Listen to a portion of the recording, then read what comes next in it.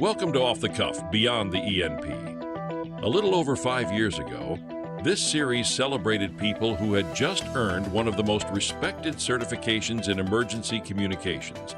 The National Emergency Number Association's coveted Emergency Number Professional certification and the right to add the letters ENP behind their names.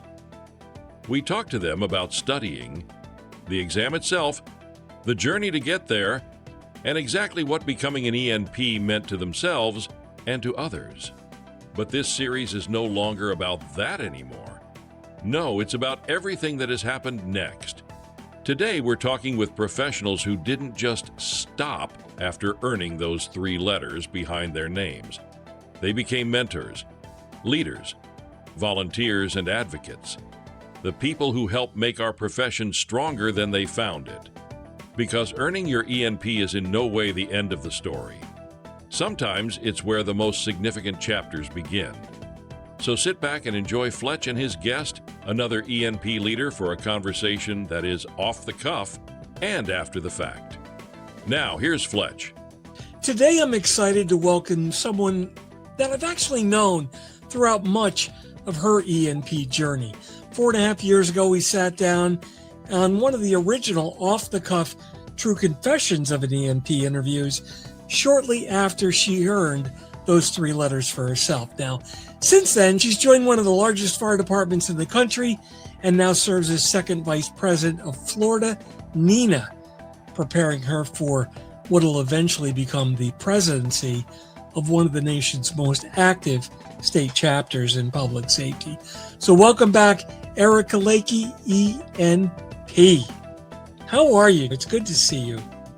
It's great to see you too. Luckily, we've kept in contact over the years. You've been huge in shaping my journey, so I really appreciate you inviting me back because I think it's great to have the where are they now follow-up conversations for anyone who's not sure where this path could lead, and everyone's story is going to be different. So that's what makes it exciting.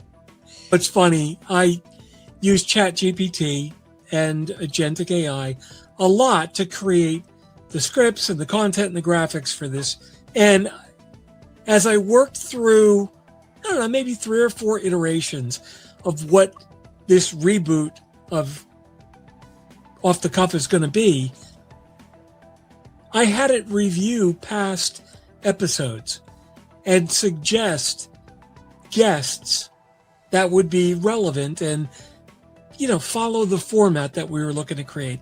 You were the number 1 pick every time I ran that analysis. Because I hacked your system. That's the first thing that my wife said. She hacked your system. I mean, you gotta keep up on your cybersecurity. Oh my God. That's awesome. Yeah, I think it is because we have a lot of conversations. So that makes sense. Yeah, and I told my ChatGPT that I'm getting ready to do a follow-up podcast with Fletch. And so it came up with an outline because I wasn't sure what to talk about, but I'm like, what am I worried about? We have plenty to talk about. Oh my God. I know. It's so funny. I put together an outline. I'm like, did I really expect this to be anything but that?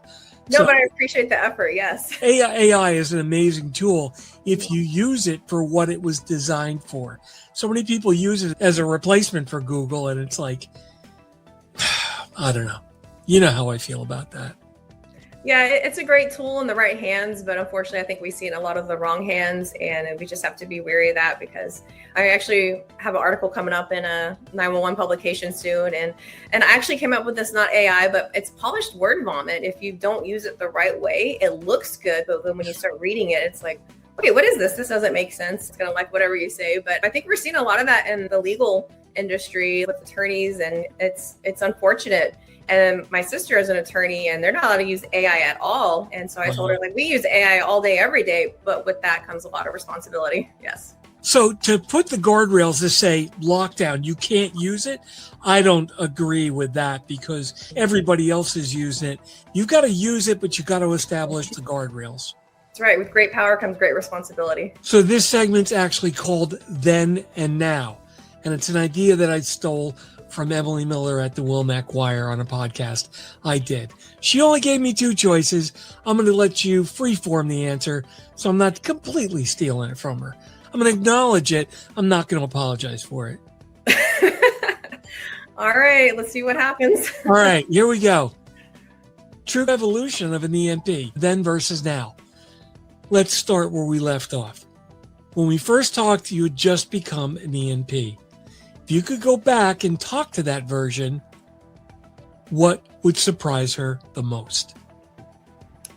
ENP is a huge benchmark in our industry, but it's also the beginning of a different journey. And I think for a lot of people, it might seem like a final destination, but that's something that as soon as I became an ENP, I knew my journey had just started. So it's been very exciting to see that it's opening doors that I didn't know were there. But then I have to walk through the doors and do some more work. Okay. So locations, Orlando, Florida, or hope I get this right, North Carolina. Orlando. Why? I enjoy being in Central You can't Florida. love the mouse that much. No, Central Florida has more than the mouse. So I love being in Central Florida. I grew up mostly in Tennessee. So when I moved down here, I saw it as a land of opportunity. And that's how I started my 911 journey. So I don't regret anything that led up to me ending up in Central Florida. So I think that's why it's special. And then all three of my girls were born in Orlando. And it's kind of a joke that no one's really born in Florida. Everyone kind of moves here. So I definitely consider it my new home. And there's just so much opportunity here. I think you just have to know where to look. And then not to mention, it's a great conference circuit because a lot of people love to come to Orlando. So it's nice not always having to travel to conference locations. I can just go down the road. Good enough. And you know all the back roads to get to where you need to go. We had that. Right, yeah.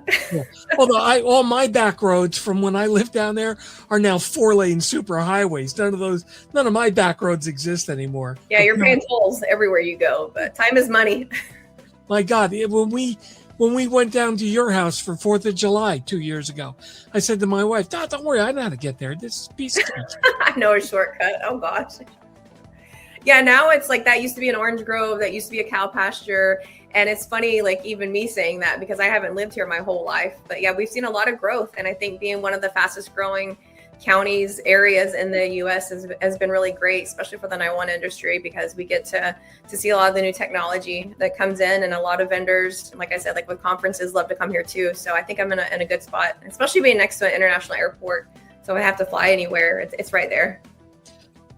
Let's talk about how the ENP changed your career. One of the things that you've always said publicly is that you believe that earning your ENP played a significant role in helping you secure the position, especially the one that you have now. Did your employer recognize it? Honestly, it wasn't in the job description, but I think more than just the 3 letters is the knowledge that comes with it and the confidence. So I think that's what really made me stand out as a viable candidate, because I did apply to an agency as an external candidate, and that's not entirely unheard of in the 911 world, but it's something that a lot of agencies are starting to open up their doors a little bit more, because it is more recognized that we all are doing the same job, just in different places. So I think that was great. And my current manager was aware of my industry involvement, and so I think that definitely played a role as well. And I think he knows and respects the ENP title as well. So I think that definitely helped having an advocate who was aware of ENP, and then internally he could advocate for me as well.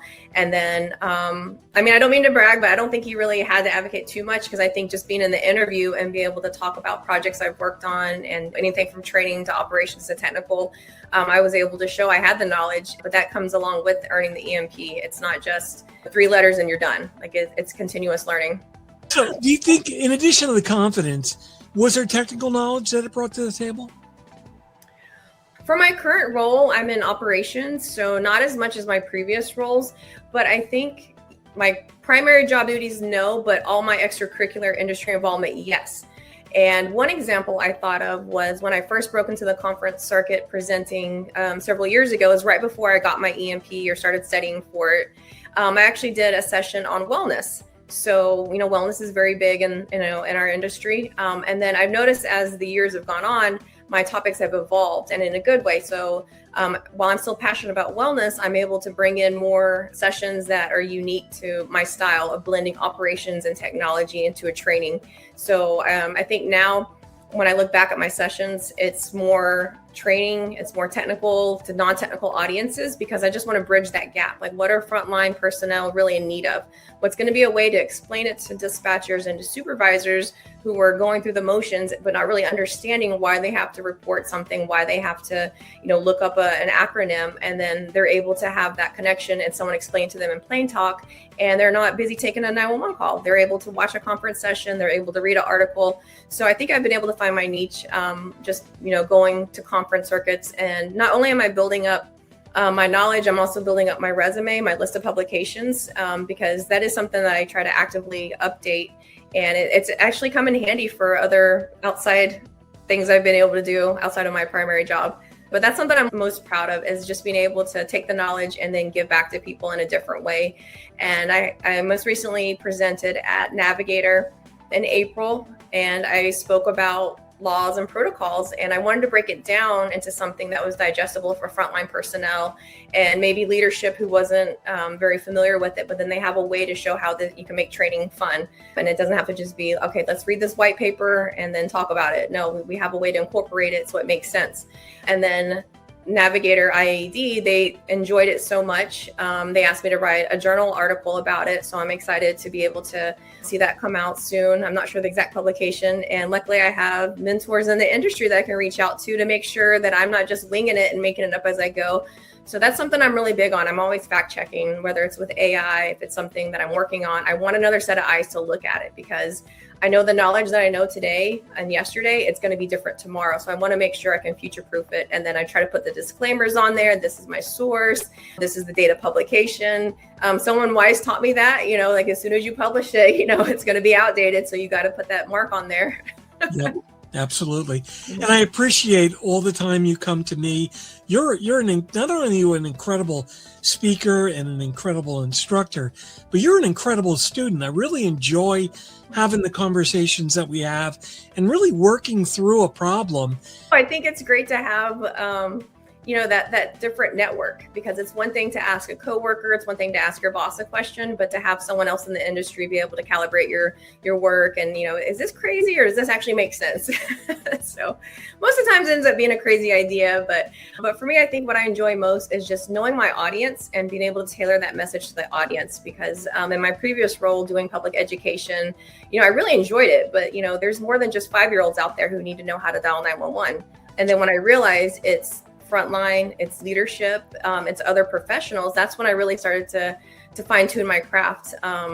So one thing I'm the most proud of outside of work, but being able to bring it all together, is the drowning prevention efforts. I think that's something that, being in Central Florida, I'm very passionate about. That was my previous experience, was, lifeguarding, swim instructor, and then just finding a way to bring it all together. So that's something that, you've been a part of the journey. I think it's important that professionals know about Carey's Law. They know about the Rape Bombs Act, because a lot of times in these aquatic facilities, they're just focused on, get the person out of the water, get CPR started, call 911. And then now I'm able to have a different conversation. And I don't know how far my reach has gotten, but I've had other people ask me to speak and present to them. So I know I can't be everywhere, but if I can educate just enough and then they can pass the message on a little bit more, I think that's something that's an extension of your work as well. Well, no, I really appreciate that. And it makes me feel so good when I see that happen in people. I feel like I've actually contributed and expanded. As you build your professional network, what do you think drives that? Is it the confidence in you, the recognition, your speaking opportunities, your leadership, your mentorship, and your menteeship, if that's what it's called, because you've done that as well. And you've benefited in several areas. What do you think makes you so attractive as a resource to other people in this industry? Ooh, that's a great question. I think for me, I'm able to connect dots that maybe not everyone sees. And when you have someone that has a similar background and then you just start talking to them, I think for me, that's when I start making these connections. And then I'm able to take a little bit farther and then put a spin on it, because we're all doing something great out there. But then, I definitely don't want to reinvent the wheel. But if I can, put my spin on it and show, hey, here's a different way to think about something. Here's another way we can reach other people. Then for me, that's the satisfaction of knowing I made a difference. Because unfortunately in Central Florida, there's a large drowning rate with the influx of tourists that come here. And so for me, I'm like, how can we approach this differently? So I think that's what I enjoy the most, is just being able to go to other industry professionals, and maybe I wouldn't have spoken to them before, but now they're asking me to come present to their professionals. One example is for Orange County, for the public schools, they have a network of social workers. And so immediately I'm thinking, okay, social workers are talking to kids, they're talking to adults. A lot of these kids live in hotels because they're temporarily unhoused. And so they have an opportunity to deliver the message much further than I could. And so when, presenting to that group, I was able to explain, you test the technology that you have and go into how it's different. And immediately I could see the light bulbs going off, because from their own experiences, the social workers knew, hey, when I call, my coworker, it shows up different on the caller ID, and then they're able to understand it. And then, we have that conversation, and then I know they're able to take it farther. And then they're able to say, well, if I have any more questions, can I reach out to you? And I'm happy to give my card. And I let them know, like, I don't have all the answers, but we'll try to find you the right resources. So I'm very open and honest about that, because I'm not able to go in and reprogram their phones, but I can tell you the steps you need to take so that they're aware of it.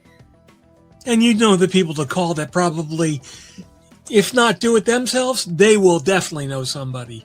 Right, absolutely, yeah. And I think just having real news stories, it's not just a scare tactic, like, hey, this might happen. And like, no, here's something that actually happened.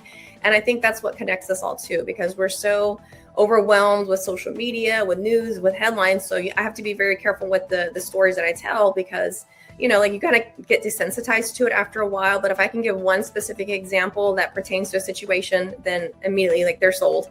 So I think that's the value in telling a story. They're going to remember that more. As you become a leader, you're serving as second VP of Florida NINA now. That's a very different role than simply being an ENP. So when did leadership become part of that journey that you were going after? What made you decide to say, hey, count me in on that? So I think for me, 17 years in the 911 industry, when I first started out, it was, your career is very straight. You go up the chain of command. And then when I started moving into different roles, I realized I don't have to go up the chain of command. I might want to come over to an admin role or support role, and that's going to take me out of operations, but I'm going to learn so much more. So I think that was when I started realizing that there's other areas of opportunity for leadership, not just at my agency. So being involved in the extracurriculars in the industry, I saw another opportunity to lead. And I've really enjoyed it, because it's nice being able to have that frontline experience to pull upon, but then also hear how other agencies are doing it, what other professionals are dealing with. And then I can bring that back to my agency in a different way and let them know, hey, we're not the only one. I have a network of people. And I think that, people really respect that, because they see we're not the only ones struggling with this, but maybe they weren't sure who to speak up to or what to say. And then now we have a connection, whether it's through Florida NINA, Florida APCO, even Priority Dispatch. We have a Florida focus group that's about the protocols. And so I'm very active in all three, because I think that's important, because we're all doing a little bit of the same. There's a little bit of overlap, and there's very few people I've noticed in all the groups at the same time. So I think just trying to show we're all connected. So let's, make sure we make the most of our networking and our resources. So now, as you get ready for the presidency that's coming up pretty shortly, time is ticking through. Yeah. Besides making the Florida NINA chapter one of the only chapters in the country with access to a 45-foot water slide, if you know, New logo.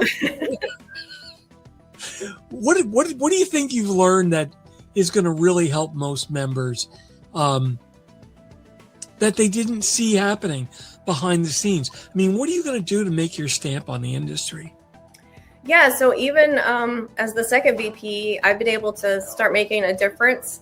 So as the second VP for Florida NINA, I was really excited to be able to propose to the executive board an idea I had, because we already have Florida NINA ENP scholarships. And as a recipient of a NINA scholarship, I know how valuable that is. But then I also saw that there was a missing area. So I proposed to the board, I said, what if we have a Florida NINA study group? And then in addition to the study group for the executive board members, if we have an extra incentive that the recertification for ENP is covered, because I noticed that whenever we would have nomination for officers, they would extend the nomination. They would ask people to please apply. And so already I'm seeing, okay, if the ENP is a requirement to be a board member, and then we don't have that many Florida ENPs, how can we fix this deficit? So luckily everyone on the board, seemed to be on board. It's going to take a little bit of work, but I think that's okay, because when we all pitch in, we all have different areas of knowledge that we can, present on, and we'll have something that we can give back to everyone in Florida. And maybe not just Florida, maybe other people will tune in, because we definitely plan on having it recorded so other people could go back. Because I know it's hard to do live sessions just with everyone's schedule. So that was something I found really valuable when I was studying for my ENP, was just being able to watch recorded sessions on my own time. So I'm looking to do that, and I'm hoping to have shorter segments, and not just like these big hour-long chunks of time, because I think if we break it down, okay, I can manage 5 minutes here, I can do 20 minutes here, 10 minutes here, and that gives us an opportunity to have different speakers present, even if it's the same topic, but just a different perspective. So I'm really excited about that. And then just having the extra perk of having your recertification covered, that's huge, because we know the exam itself is expensive. And even though we know 4 years later, you got to pay the $300 to recertify, that can be a significant amount of money, especially if an agency hasn't budgeted to cover that for someone. So I was really excited about that.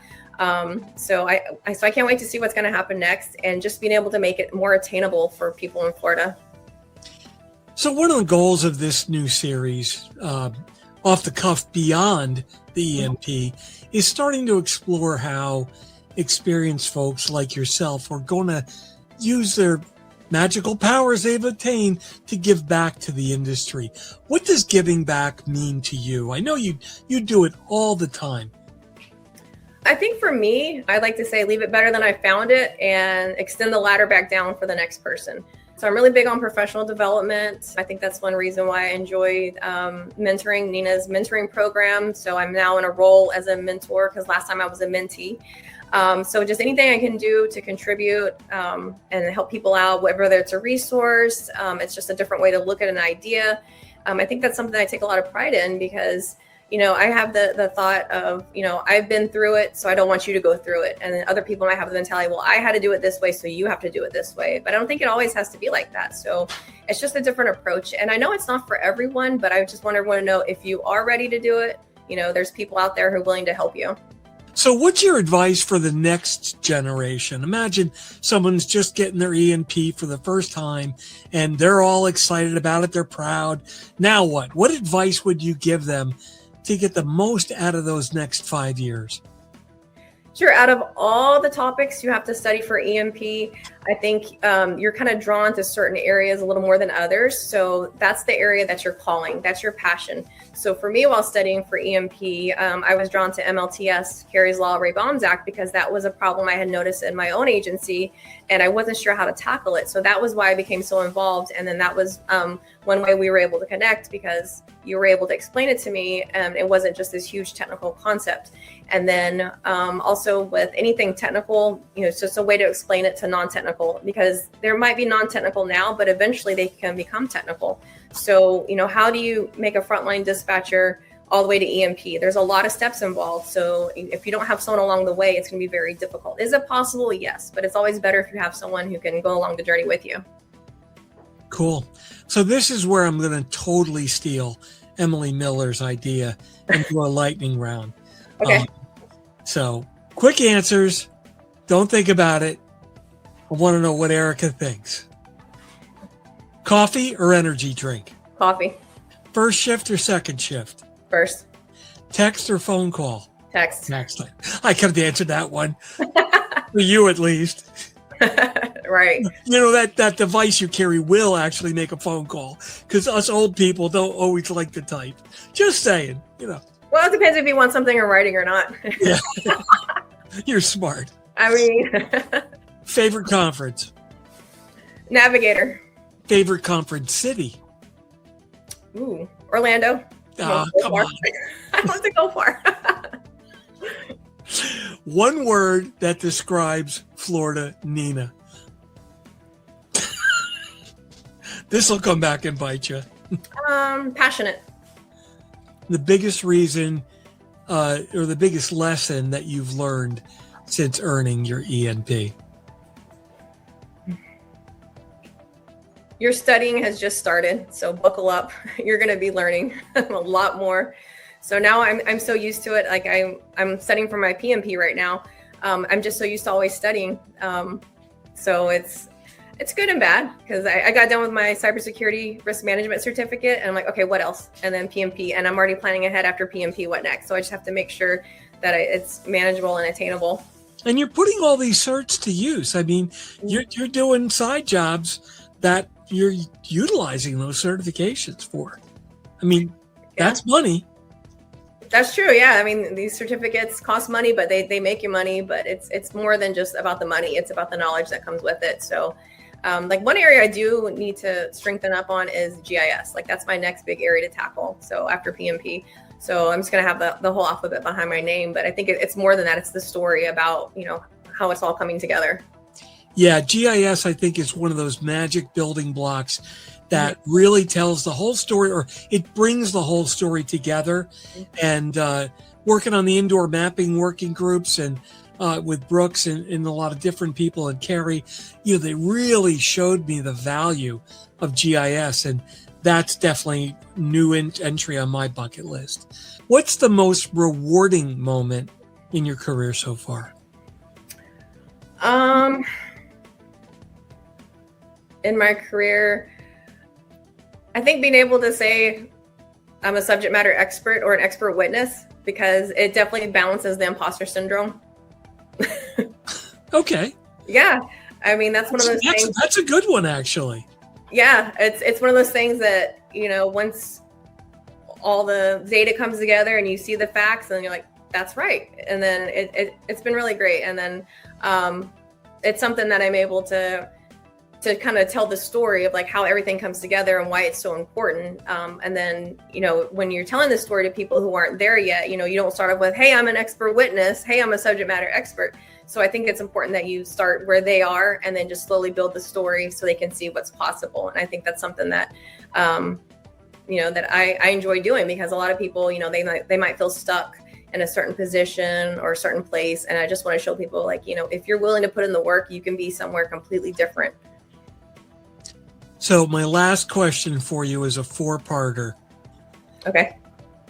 Looking forward, what's next? Professionally, personally, for Florida Nina, and for emergency communications as a whole? I don't really have a plan. And I think that's something I've had to learn along the way. Life happens when you're busy making plans, and you can never plan anything perfectly, which is ironic because I'm very much organized and I want to be a project manager. So professionally, I just want to see more technical projects coming together with my, hopefully my soon PMP, and then cybersecurity, and then just trying to bring it all together, connecting the dots. And I think that'll carry over into Florida Nina, just being able to show other professionals what's possible, and then just continuously building that network. Because that's something that, we always have people leaving the industry and coming into the industry, and they don't always start in 911. So if they come from another industry, I want to learn as much as possible. Why public safety? Why did you come here? And then just be able to show them what's possible here. Let's see what else.